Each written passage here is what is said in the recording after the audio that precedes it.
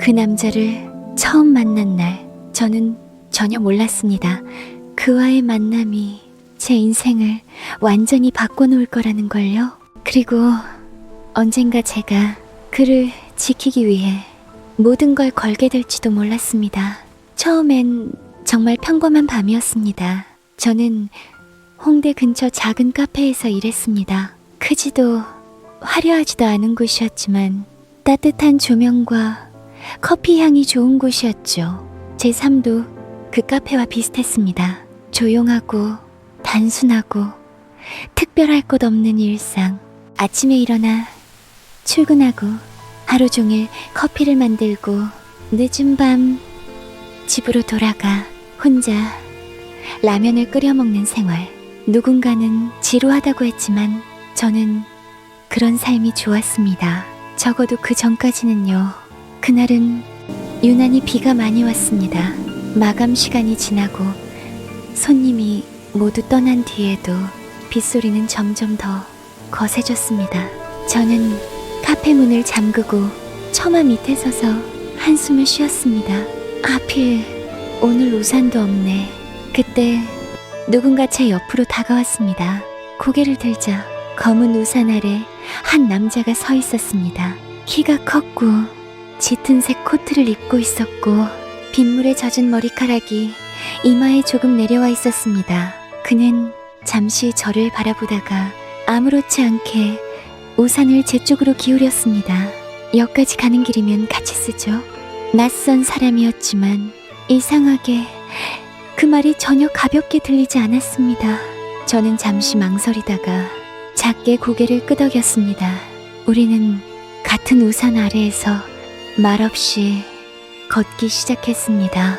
거리에는 비 냄새가 가득했고 젖은 네온 사인이 아스팔트 위에서 반짝이고 있었습니다. 저는 괜히 긴장해서 신발끈만 바라보며 걸었습니다. 그가 먼저 입을 열었습니다. 항상 그 카페에서 일하나요? 네, 늦게까지 힘들겠네요. 익숙해요. 짧은 대화였지만 그의 목소리는 이상할 정도로 차분했고 저를 편하게 만들었습니다. 지하철역 앞에 도착했을 때 저는 예의상 말했습니다. 감사합니다. 덕분에 안 젖고 왔어요. 그는 저를 가만히 바라봤습니다.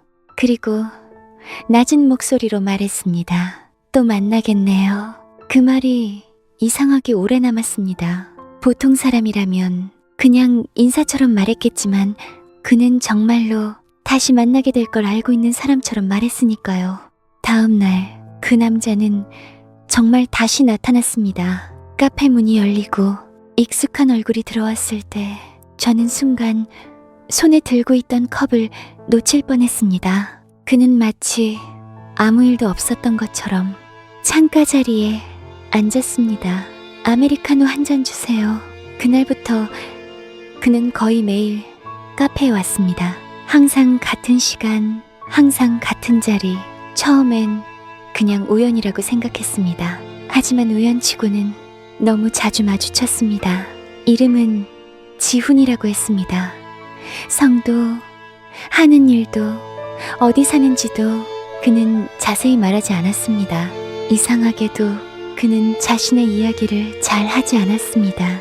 대신 제 이야기를 들었습니다. 제가 어떤 음악을 좋아하는지, 왜 카페에서 일하게 됐는지, 서울에 올라와 혼자 산 지 얼마나 됐는지.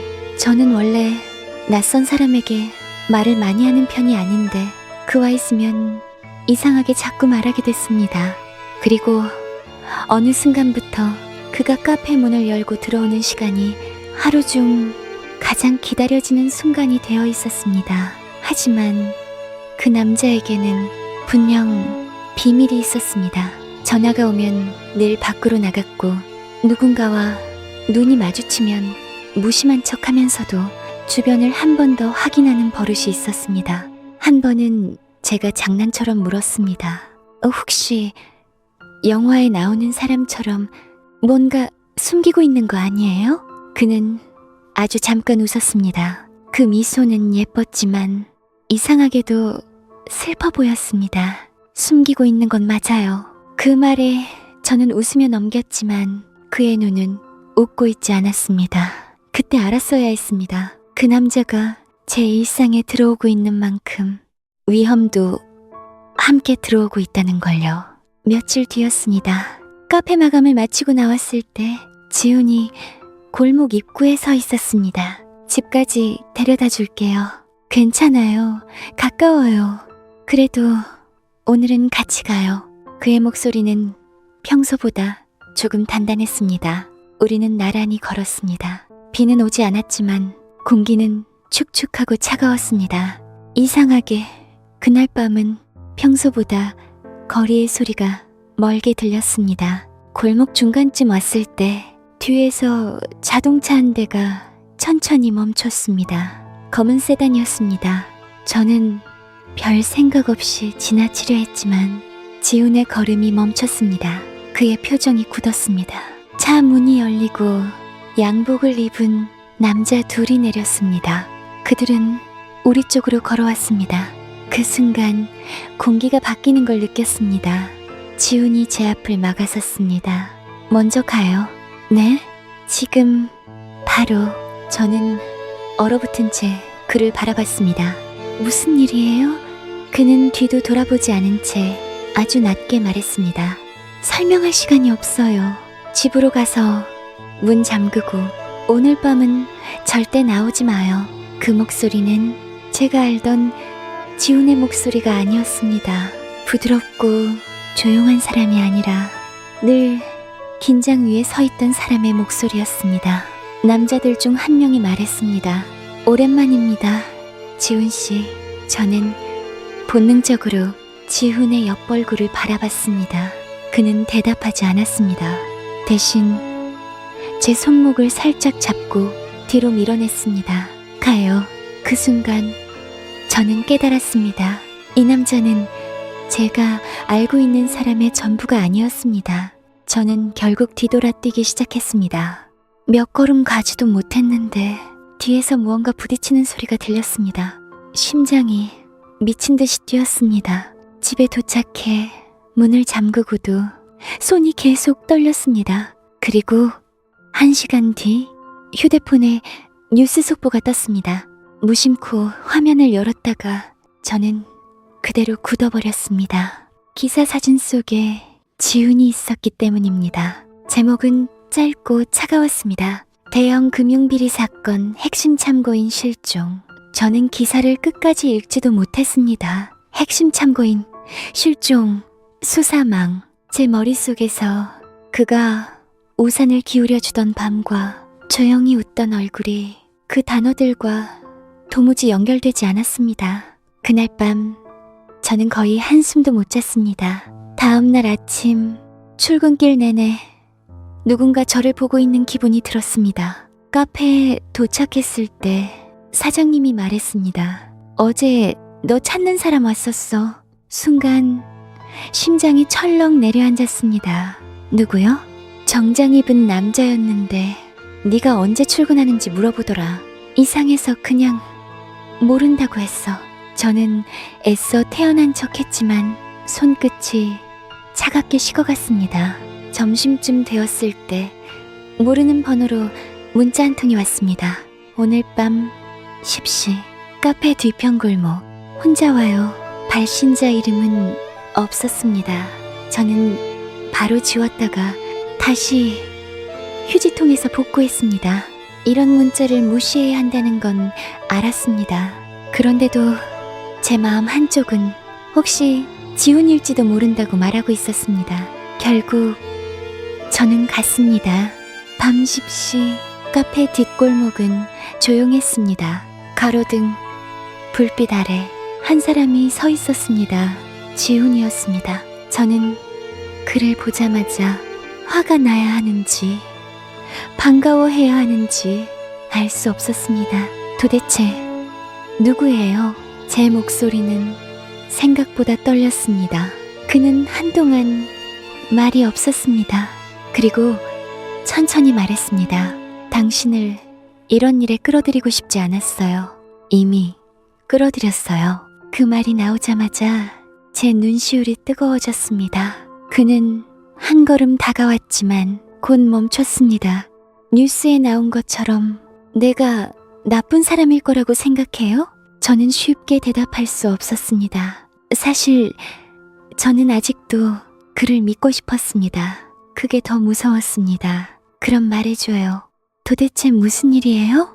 지우는 주변을 한번 살피고 조용히 입을 열었습니다. 그는 원래 한 대기업 산하 투자회사에서 일했다고 했습니다. 겉으로는 평범한 금융회사였지만 실제로는 불법 자금 세탁과 정치권 로비 자금이 오가던 곳이었습니다. 처음엔 몰랐다고 했습니다. 하지만 알게 된 뒤엔 그 안에서 빠져나올 수 없었다고 증거를 모으기 시작했고 그 때문에 지금 쫓기고 있다고 했습니다. 경찰이 찾는다고 했잖아요. 모든 경찰을 믿을 수 있는 상황이 아니에요. 그 말은 너무 영화 같았지만 지훈의 얼굴은 전혀 과장되어 보이지 않았습니다. 당신은 왜 나한테 왔어요? 그 질문에 그는 처음으로 바로 제 눈을 봤습니다. 처음엔 정말 우연이었어요. 비 오는 날 카페 앞에서 그는 숨을 고르듯 잠시 멈췄습니다. 그런데 그 뒤로는 우연이 아니었어요. 심장이 이상하게 아파왔습니다. 당신을 보면 잠깐이라도 내가 다른 사람이 된 것 같았어요. 그 말이 너무 조용해서 오히려 더 흔들렸습니다. 저는 그 순간 가장 위험한 사실을 깨달았습니다. 저도 이미 그를 쉽게 놓을 수 없는 상태라는 걸요. 그날 이후 저는 평범한 삶으로 돌아갈 수 없었습니다. 지훈은 제게 어떤 사람도 믿지 말라고 했습니다. 특히 정장을 입은 남자들이 찾아오면 절대 따라가지 말라고 했습니다. 그리고 만약 무슨 일이 생기면 제일 먼저 역앞 사물함 27번을 열어보라고 했습니다. 왜 하필 저에게 이런 걸 맡기냐고 묻자 그는 짧게 대답했습니다. 당신 말고는 믿을 사람이 없으니까. 그 말이 기쁘지 않았던 건 아닙니다. 하지만 동시에 너무 무거웠습니다.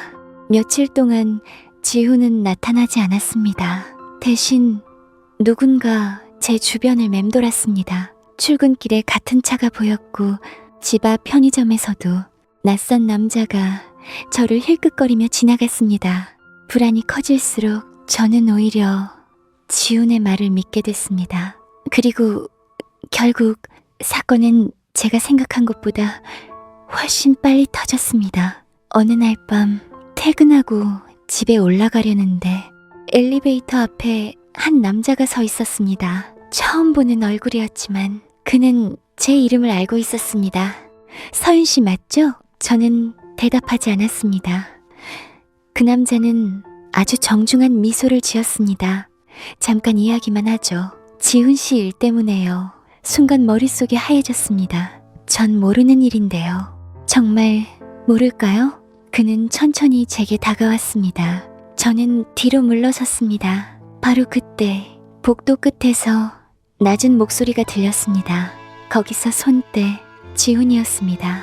그는 생각보다 훨씬 지쳐 보였고 입가에는 작은 상처가 있었습니다. 하지만 눈빛만은 차가웠습니다. 남자는 피식 웃었습니다. 네가 여기 올 줄 알았어. 지훈은 제 쪽을 보지 않은 채 말했습니다. 문 열고 들어가 있어요. 하지만 저는 움직일 수 없었습니다. 두 사람 사이에 흐르는 긴장감이 피부에 닿을 정도로 날카로웠습니다. 남자가 말했습니다. 자료 내놔. 그러면 이 여자한텐 손 안 대. 순간 저는 사물함 27번이 떠올랐습니다. 지훈은 짧게 웃었습니다. 네가 정말 원하는 게 그거라면 이미 늦었어. 남자의 표정이 굳었습니다. 그 순간 지훈이 제게 소리쳤습니다. 지금. 저는 본능적으로 문을 열고 안으로 뛰어들었습니다. 문이 닫히는 순간 밖에서 거친 소리가 들렸습니다. 저는 떨리는 손으로 경찰에 신고할까 고민했지만 지훈의 말이 떠올랐습니다. 모든 경찰을 믿을 수 없다고. 몇 분 뒤 문 밖이 조용해졌습니다. 문을 열었을 때 복도에는 아무도 없었습니다. 바닥에는 작은 열쇠 하나만 떨어져 있었습니다. 그리고 열쇠에 붙은 태그에는 숫자 27이 적혀 있었습니다. 다음 날 아침, 저는 역으로 갔습니다. 손이 너무 떨려서 사물함 번호를 누르는 것도 쉽지 않았습니다. 27번 사물함 안에는 작은 USB 하나와 봉투가 들어 있었습니다. 봉투 안에는 짧은 메모가 있었습니다. 만약 이걸 보게 됐다면 상황이 생각보다 더 나빠진 거예요. 하지만 이제 끝낼 수 있어요. 당신이 도와준다면. 저는 그 자리에서 주저앉고 싶었습니다. 평범했던 제 인생은 이미 너무 멀리 와버렸습니다. USB를 들고 한참을 서 있는데 문득 누군가 제 옆에 멈춰섰습니다. 고개를 들자 한 여자가 서 있었습니다. 단정한 정장 차림, 차가운 눈빛. 그녀는 제 이름을 정확히 불렀습니다. 서윤 씨. 저는 본능적으로 USB를 움켜쥐었습니다. 그녀는 작게 명함을 내밀었습니다. 검찰 특별수사팀이라고 적혀 있었습니다. 겁먹지 마세요. 우린 지훈 씨를 잡으려는 게 아니라 살리려는 겁니다. 저는 쉽게 믿을 수 없었습니다. 그녀는 제 표정을 읽은 듯 조용히 말했습니다. 그가 모은 증거가 없으면 이 사건은 절대 끝나지 않아요. 그리고 지금 그 증거 때문에 그는 곧 죽게 될지도 몰라요. 그 말은 너무 차갑고 명확해서 오히려 거짓말처럼 들리지 않았습니다. 저는 결국 그녀를 따라갔습니다. 그녀의 이름은 한유진이었습니다. 검사라고 했지만 그녀 역시 누구를 완전히 믿을 수 없는 상황이라고 했습니다. USB 안에는 자금 흐름 자료와 녹취 파일, 여러 명의 이름이 정리된 문서가 들어 있었습니다. 그리고 그 명단 마지막 줄에서 저는 뜻밖의 이름을 봤습니다. 제 카페 사장님의 이름이었습니다. 저는 한동안 화면을 바라보기만 했습니다. 도저히 믿을 수 없었습니다.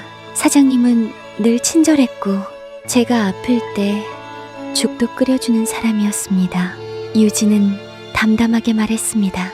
겉으로 평범해 보이는 사람이 가장 안전한 가면을 쓰는 법이죠. 그 순간 모든 조각이 맞춰지기 시작했습니다. 왜 카페 근처에 낯선 사람이 많았는지, 왜 지훈이 처음부터 카페를 주시하고 있었는지, 왜 그가 제게 다가오면서도 늘 망설이는 표정을 지었는지.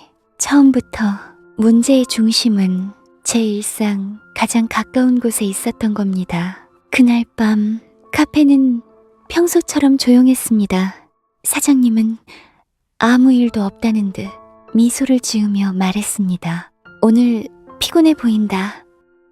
일찍 들어가. 저는 그 얼굴을 보며 등골이 서늘해지는 걸 느꼈습니다.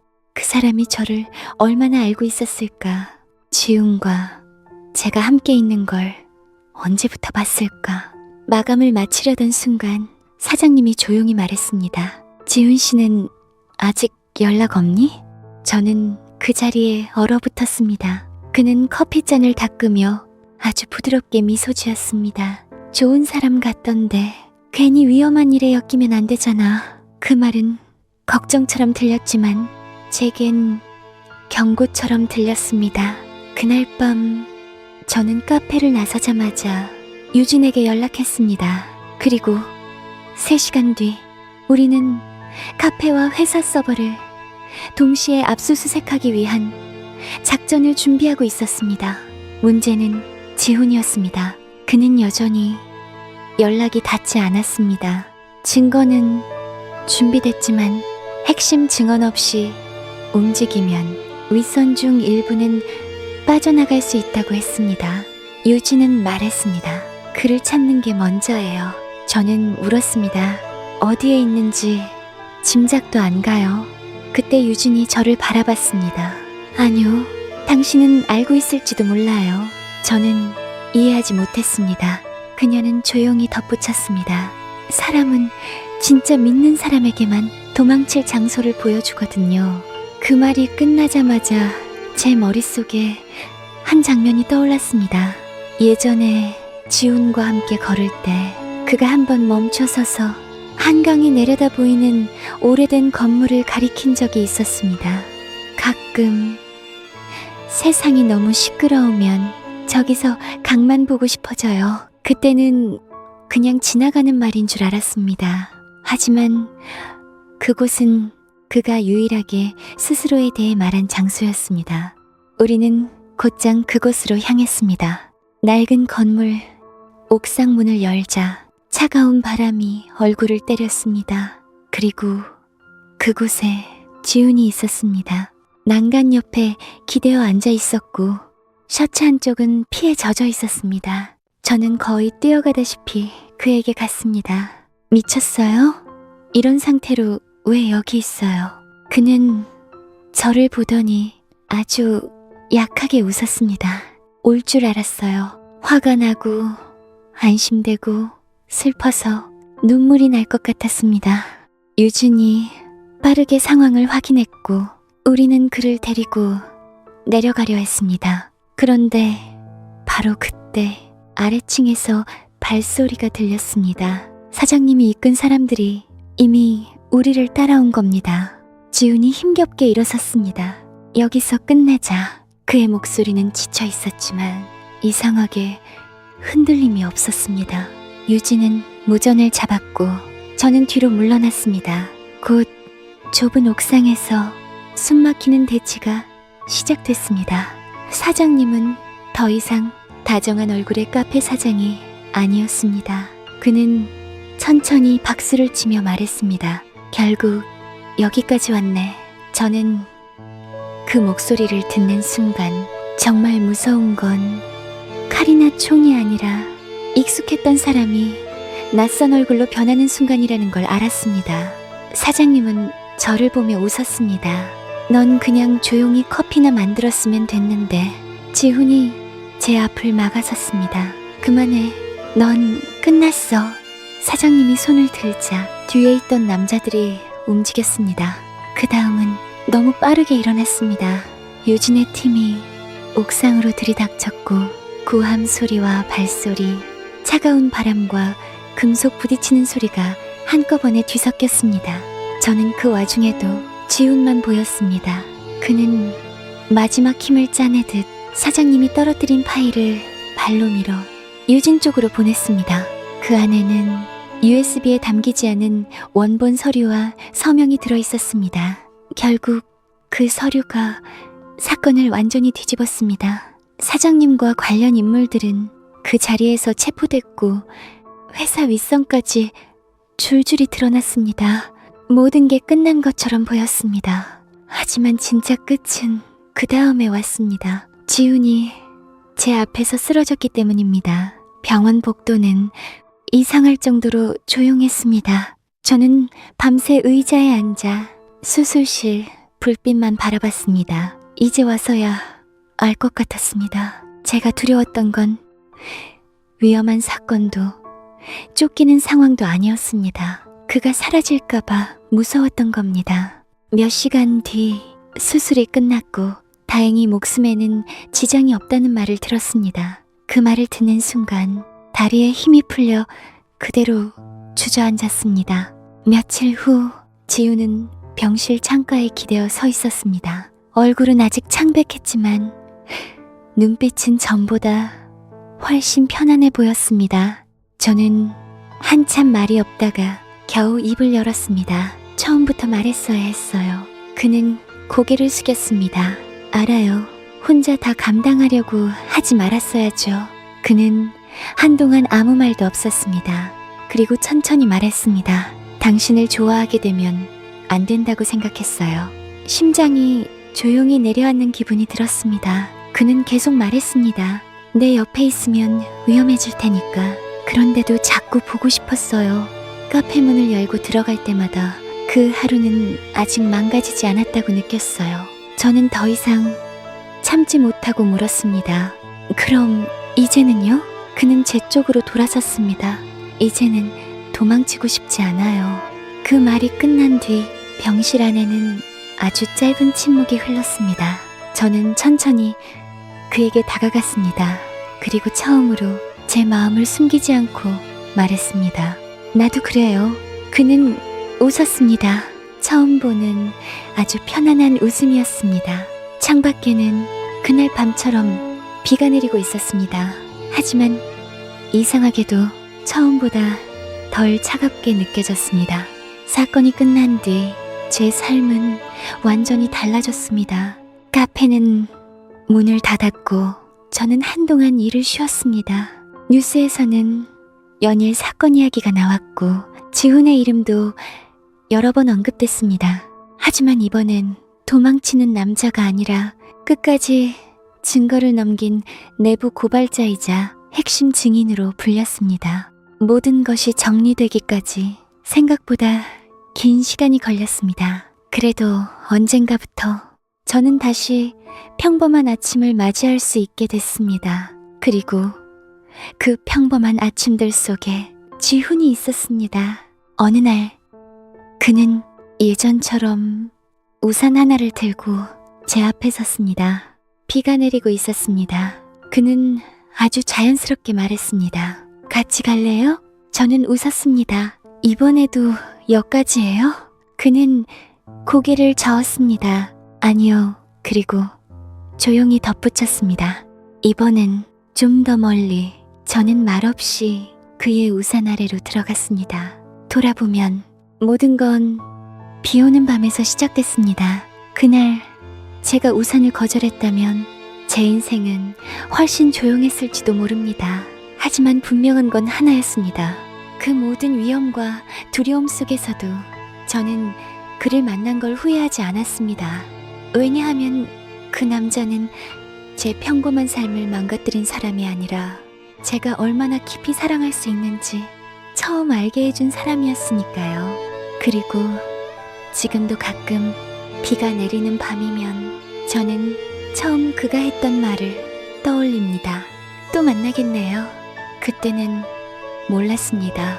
그 말이 단순한 인사가 아니라 우리의 운명이 시작되는 소리였다는 걸요.